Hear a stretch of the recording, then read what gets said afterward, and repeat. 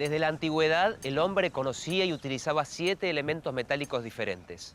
Uno de ellos era una materia prima tan importante que su descubrimiento y utilización le dio nombre a una de las etapas de la prehistoria, y su desarrollo implicó poder y dominio de unos pueblos sobre otros. Con el paso de los siglos, el hombre logró convertirlo en acero, y con él produjo desde alfileres hasta la Torre Eiffel, artículos de cocina y el puente más largo del planeta sobre el mar oriental de China. Hoy es imprescindible para varias de las industrias que mueven al mundo. Una de ellas es la industria ferroviaria.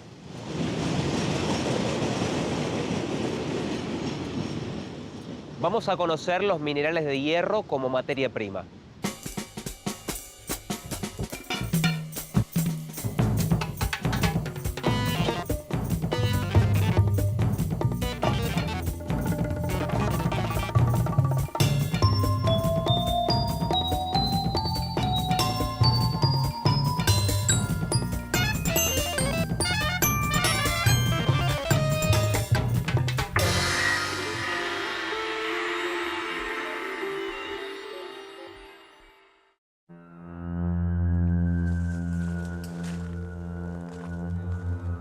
¿Cómo lograron los hititas, que dominaban el Asia Menor 1900 años antes de Cristo, desafiar el poderío de Egipto, de Babilonia y de Asiria? El secreto estaba en el hierro. Ellos lo tenían bajo la tierra y lo supieron utilizar muy bien. Pero no todos los pueblos obtuvieron el hierro de la tierra. A algunos les cayó del cielo. El inicio de la metalurgia del hierro dio origen a la última etapa de la prehistoria, en la cual este metal comenzó a reemplazar al bronce en utensilios, en herramientas y en armas.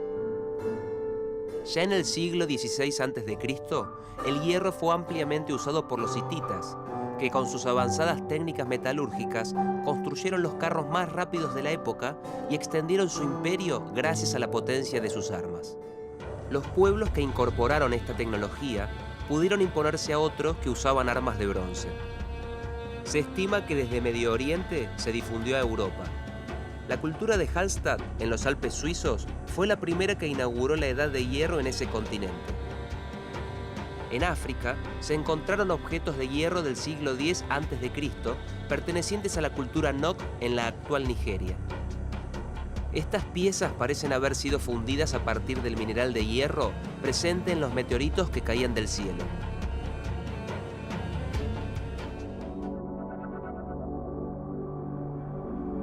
Ocho siglos separan a la Tercera Cruzada del uso de la nanotecnología.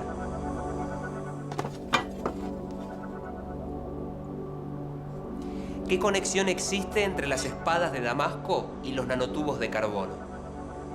Un secreto en torno al hierro y al acero que frustró a los herreros europeos durante siglos y sorprendió a los científicos de nuestra era. En el siglo XII, la espada de Saladino, sultán de Siria y de Egipto, era el símbolo de las espadas de Damasco, famosas por su filo, precisión y belleza, e imposibles de reproducir para los herreros europeos.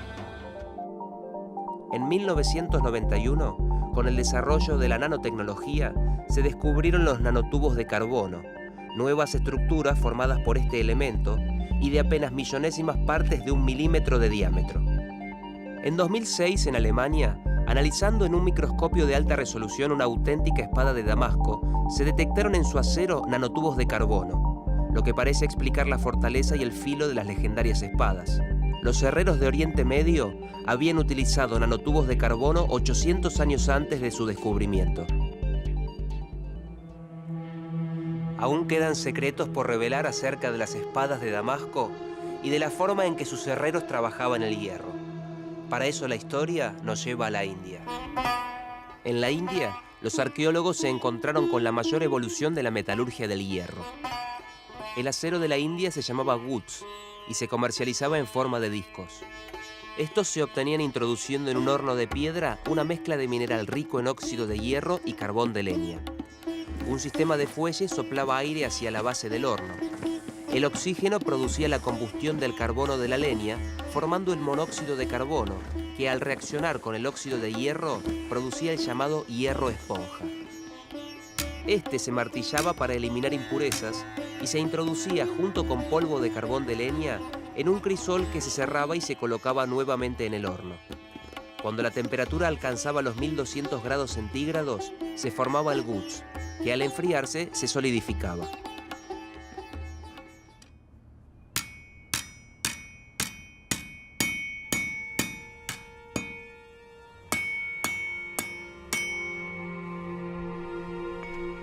¿Qué otro secreto escondía el acero de Damasco?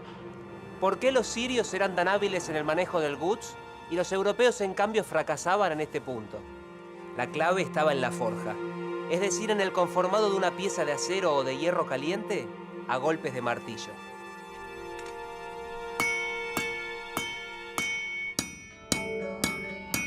Los herreros sirios utilizaban el guts y forjaban sus aceros a temperaturas entre 650 y 850 grados. El guts se volvía extraordinariamente dúctil y adquiría una característica que tiene muy pocas aleaciones de hierro: la superelasticidad, una altísima capacidad de deformarse sin romperse que los sirios aprovechaban para dar forma a sus espadas y utensilios. Los europeos forjaban sus espadas a 1200 grados y al utilizar el guts a esa temperatura, este se desintegraba.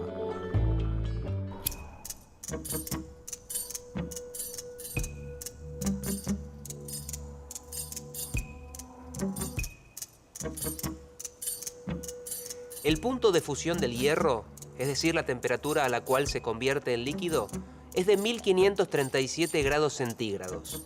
Hoy con los hornos modernos se logra alcanzar esa temperatura. Pero en la Europa antigua, al igual que en Medio Oriente, aún no contaban con la tecnología necesaria para lograrlo. Era como si se intentara derretir una proboleta con la llama de una vela.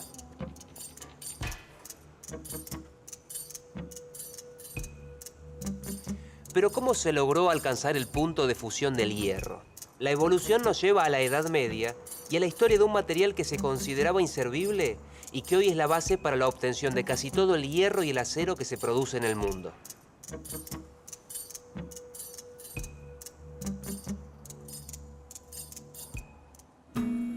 En la Edad Media comenzaron a utilizarse las forjas catalanas, pequeños hornos en pozos o crisoles, en los que se obtenía el llamado hierro esponja. Con este sistema, 2/3 del hierro se perdían con la escoria. A partir del siglo XIV, hacen su aparición los hornos alto fuego, accionados por fuelles, que alcanzaban temperaturas más altas y provocaban una fusión parcial del hierro. Se podía obtener hierro sin impurezas, aceros con porcentajes variados de carbono y un material duro pero frágil, el arrabio, por entonces considerado desechable. Más del 1,5% del peso de la corteza terrestre corresponde al hierro, que se encuentra en numerosos minerales y mineraloides. Sin embargo, son muy pocos los que se utilizan como fuente para obtener hierro. Todo depende de una ley. Los minerales más utilizados como materia prima para la obtención del hierro y del acero son la magnetita, hematita, limonita, siderita y pirita. Esto se debe a la llamada ley, que es el porcentaje de metal que el mineral contiene. Para ser utilizados en la industria siderúrgica, los materiales deben contener un mínimo del 40% de hierro. La magnetita contiene el 72%, la hematita el 70% y la pirita apenas el 47%. Sin embargo, estos porcentajes disminuyen debido a la ganga, que son las impurezas que acompañan a los minerales. China es el tercer productor mundial de mineral de hierro después de Brasil y de Australia, y además es el primer productor mundial de acero crudo. En la Argentina existen yacimientos de minerales de hierro en la región noroeste, en Jujuy, Salta, Catamarca y La Rioja. También en la región cuyana, en Mendoza, San Juan y San Luis, y en ciertas zonas de la Patagonia, como en Sierra Grande, Río Negro, único yacimiento actualmente en explotación.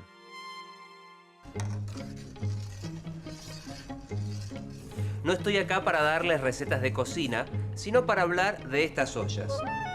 ¿Qué diferencia hay entre ellas? En ambas, su principal materia prima es el hierro, pero a una se la denomina de acero y a la otra de fundición.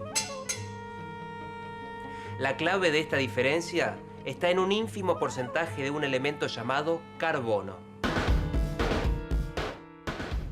En la industria no se utiliza el hierro puro, sino aliado con otros elementos. El más importante y el que más influye en sus propiedades es el carbono. El hierro puede formar con el carbono diferentes mezclas y compuestos. Las aleaciones que contienen menos de 1,76% de carbono se clasifican como aceros y las de valores superiores como fundiciones.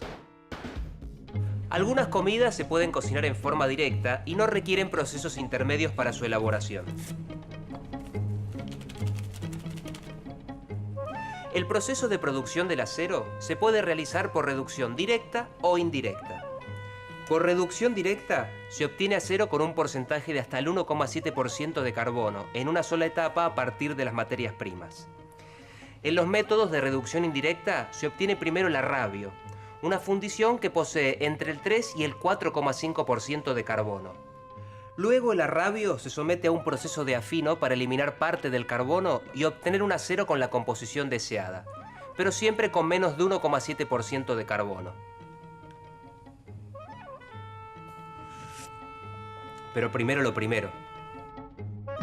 Los minerales de hierro llegan a las acerías en barco en forma de pellets o lamp, que son preconcentrados de mineral de hierro de unos 9 a 16 milímetros de diámetro. Entre 55 y 65 mil toneladas de este mineral son descargados y transportados por medio de cintas a la playa de almacenaje. En la planta de reducción directa se realiza la primera etapa de transformación del mineral de hierro en acero. El proceso requiere como materias primas pellets o lamps de óxido de hierro de alta ley y gas natural. La mezcla de los distintos minerales alimenta en forma continua a un horno de reducción. El horno posee dos circuitos. En el circuito superior, el óxido de hierro es precalentado y reducido por un gas que contiene hidrógeno y monóxido de carbono a una temperatura de 960 grados centígrados y fluye en contracorriente al mineral. Estos gases reaccionan con el óxido de hierro y eliminan el oxígeno combinado para producir hierro casi puro, llamado hierro esponja, que es descargado por la parte inferior del horno. En el circuito inferior del horno, el producto reducido es carburizado y enfriado con un gas de enfriamiento. El gas utilizado como reductor es generado en un horno catalítico por la reforma de una mezcla de gas natural y gas de proceso reciclado. Para producir 5.000 toneladas diarias de hierro esponja, se consume 1 millón de metros cúbicos de gas. Comparativamente, es igual al consumo domiciliario de la ciudad de Rosario en el mismo tiempo.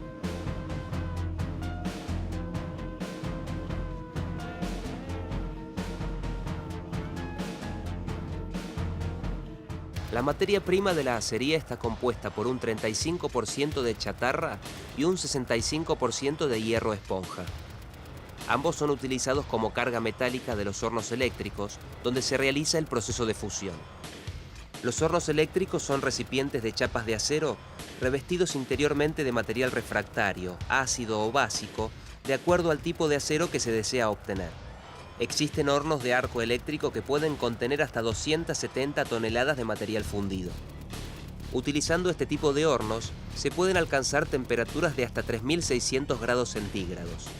Para evitar contaminaciones, el material que será afinado se carga en recipientes de cierre hermético. El horno posee electrodos dispuestos verticalmente, que se hacen descender hasta unos pocos centímetros de la superficie y producen un arco eléctrico que salta entre los electrodos y la carga.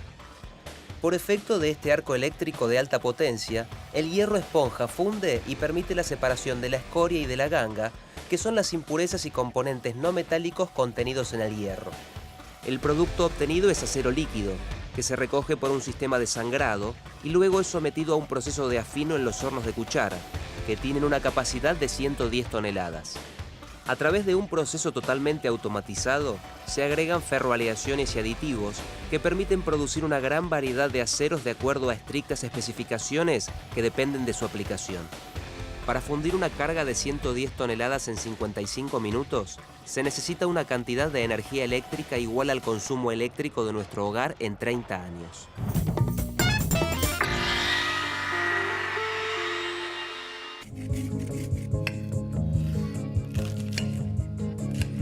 Para la elaboración de otras comidas se requieren procesos intermedios de preparación. En el proceso de obtención del acero ya vimos el método directo. Ahora veamos el indirecto, que requiere de 2 etapas. En una primera etapa se realiza la reducción del mineral de hierro en el alto horno para producir la primera fusión o arrabio. En una segunda etapa se obtiene el acero crudo en otro tipo especial de horno llamado convertidor.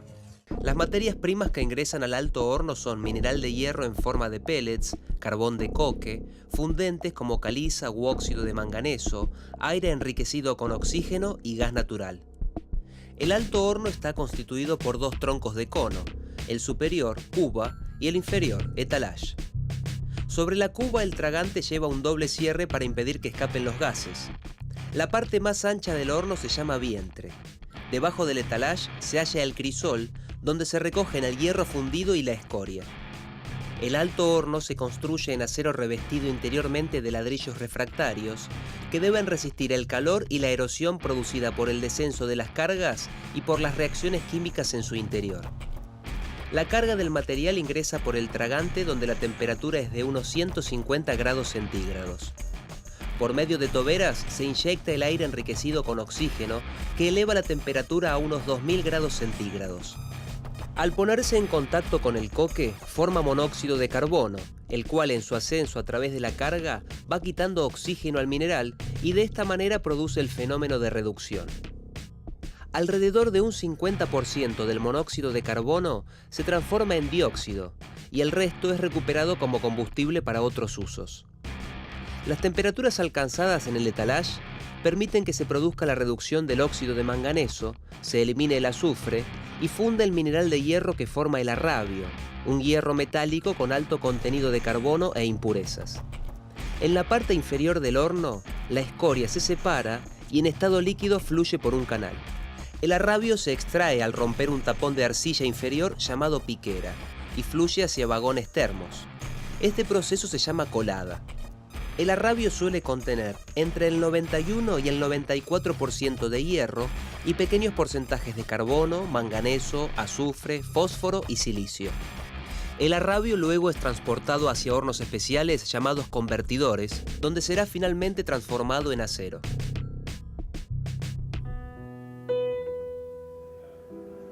Para continuar con el camino del acero, llegamos a esta confitería notable. La transformación del arrabio en acero se denomina afino y es un paso fundamental para la obtención de infinidad de productos, como por ejemplo esta cucharita de té. El origen de este proceso nos remite a la historia de un autodidacta y a la ciudad inglesa de Sheffield, un lugar que parecía destinado a ser escenario de un hito en la metalurgia del acero. Sheffield, importante centro siderúrgico al norte de Inglaterra, ya era célebre en el siglo XIV por la calidad de sus navajas y espadas. En 1855, Henry Bessemer creó el primer convertidor, un horno basculante usado para afino. De esta manera, Sheffield se convirtió en la primera ciudad siderúrgica de Inglaterra. El costo del acero se redujo a la mitad y la producción se multiplicó 26 veces durante los siguientes 30 años. El convertidor Bessemer es un gran recipiente revestido interiormente de sílice, un material refractario de naturaleza ácida cuyo fondo está perforado. El proceso de elaboración se realizaba en 3 fases. Una fase de llenado, en la que se inclinaba el convertidor para facilitar su llenado con arrabio. Una segunda fase de soplado, en la que el convertidor se colocaba en posición vertical y se inyectaba aire caliente, para que el oxígeno se combinara con el carbono y las impurezas de silicio y manganeso. El calor de esta combustión permitía mantener la temperatura de fusión del arrabio, al que luego se le agregaban los porcentajes deseados de carbono y otros metales, según el acero deseado. Y una tercera fase de vaciado, en la que se volvía a inclinar el convertidor para el vertido del acero. El proceso duraba unos 20 minutos y podían afinarse de 10 a 25 toneladas de arrabio. Pero esta rapidez no permitía un control muy exacto de la composición del acero. Además, el recubrimiento refractario de sílice impedía la eliminación de las impurezas de fósforo y azufre.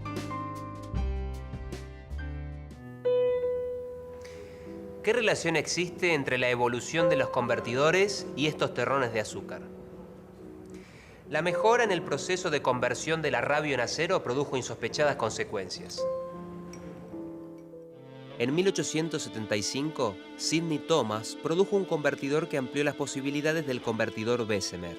Modificó el recubrimiento interior de sílice por uno de dolomita, que permitía eliminar el fósforo en forma de escoria de fosfato cálcico.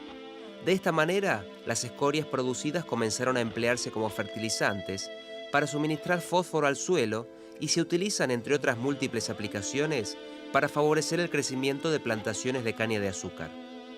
La tecnología siguió evolucionando y se crearon los hornos Siemens Martin, los hornos eléctricos y los convertidores básicos al oxígeno. Luego de la Segunda Guerra Mundial, se iniciaron experimentos en los que se utilizaba oxígeno puro en lugar de aire en los procesos de refinado del acero. El éxito se obtuvo en Austria en 1948 con el desarrollo del proceso del oxígeno básico. En este proceso, el arrabio líquido se descarga en un recipiente llamado cuchara. Luego pasa a la estación de desulfurado, donde se le extrae el azufre, que es un elemento que perjudica la calidad del acero. Una vez desulfurado, el arrabio se vuelca en el convertidor, que está revestido con paredes refractarias de 1 metro de espesor. El convertidor básico al oxígeno se puede cargar con un 80% de arrabio y un 20% de chatarra. En lugar de aire, se insufla oxígeno puro durante unos 20 minutos a través de una lanza. Mediante la tolva de alimentación se agregan productos fundentes, como por ejemplo la cal, que permiten captar las impurezas que forman la escoria.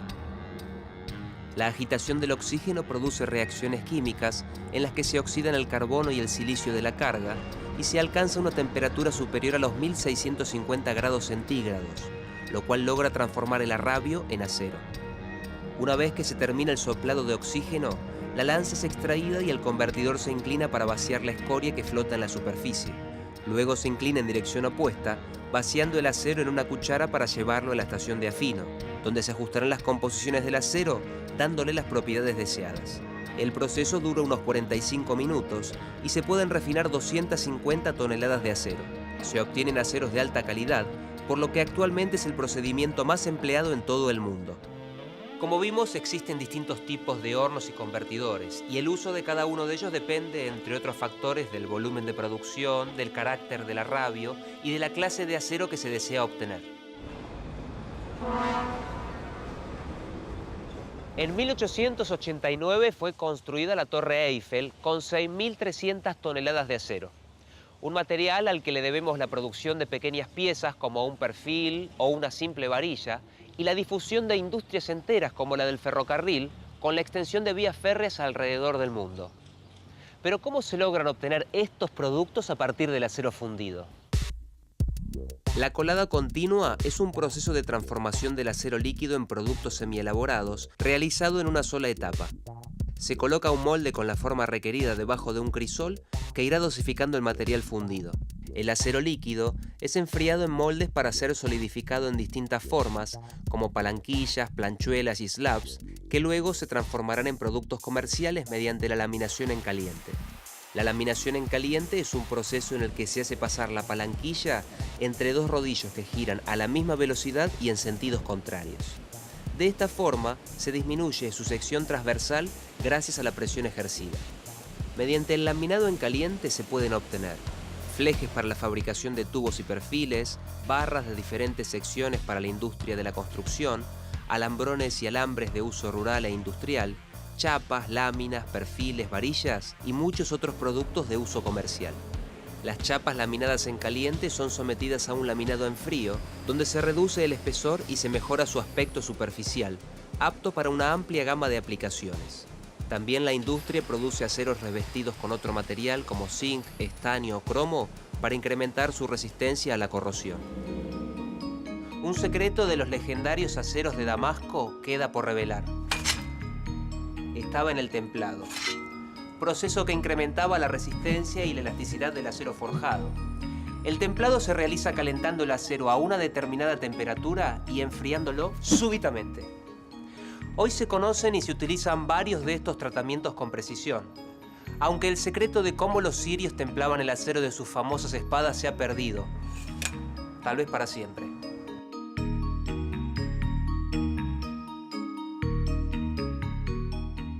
Un enorme buque de miles de toneladas de peso y una simple horquilla para el pelo tienen en común su material, el acero.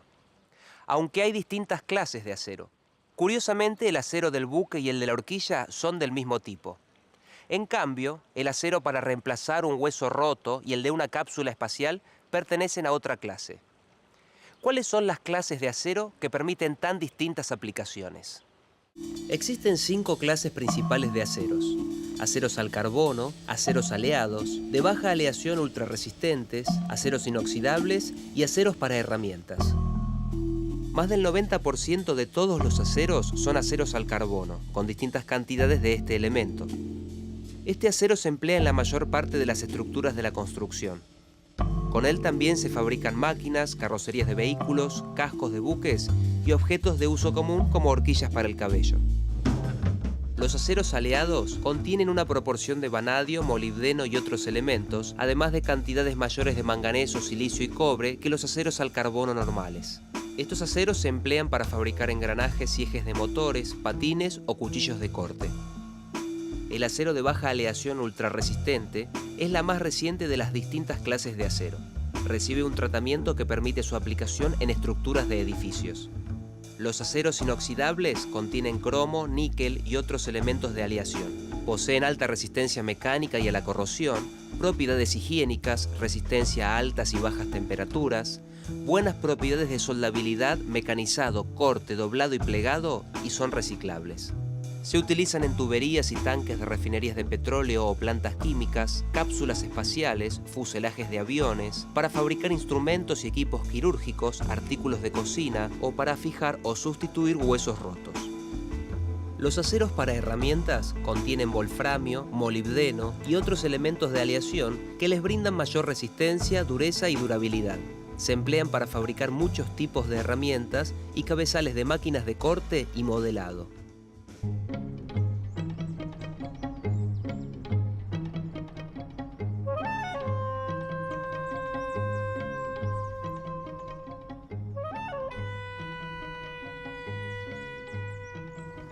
Seguramente recordamos a Benjamin Franklin por su invención del pararrayos o por su participación en la independencia de los Estados Unidos. En relación al hierro, podríamos decir que diseñó una novedosa estufa de ese material, pero también que vislumbró el daño que la siderurgia puede causar al ambiente. Uno de los principales efectos de los procesos siderúrgicos sobre el ambiente lo constituyen las emisiones de dióxido de carbono, óxidos de azufre y de nitrógeno, que hacen que la industria siderúrgica sea una de las que potencialmente contribuye más al efecto invernadero. No obstante, las empresas siderúrgicas realizan grandes inversiones con el fin de mejorar procesos en la prevención, el control y la minimización de las fuentes de contaminación. En 2005 entró en vigencia el Protocolo de Kioto, con el objeto de reducir la emisión de gases que provocan el efecto invernadero. Estados Unidos, tercer productor mundial de acero crudo y responsable de casi un tercio de los gases contaminantes que se emiten en el planeta, se negó a firmarlo por el perjuicio económico que pudiera ocasionarle. La postura contrasta con la de Benjamin Franklin, quien, preocupado por el exceso de humo de las chimeneas, ideó distintos sistemas para controlarlo.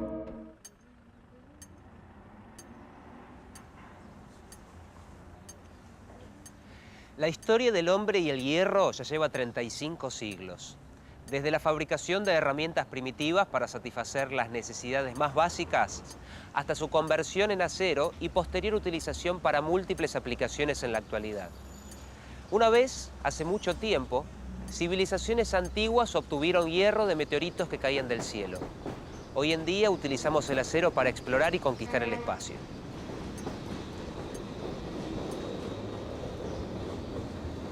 Sin duda fue un camino largo y aún nos queda mucho por recorrer.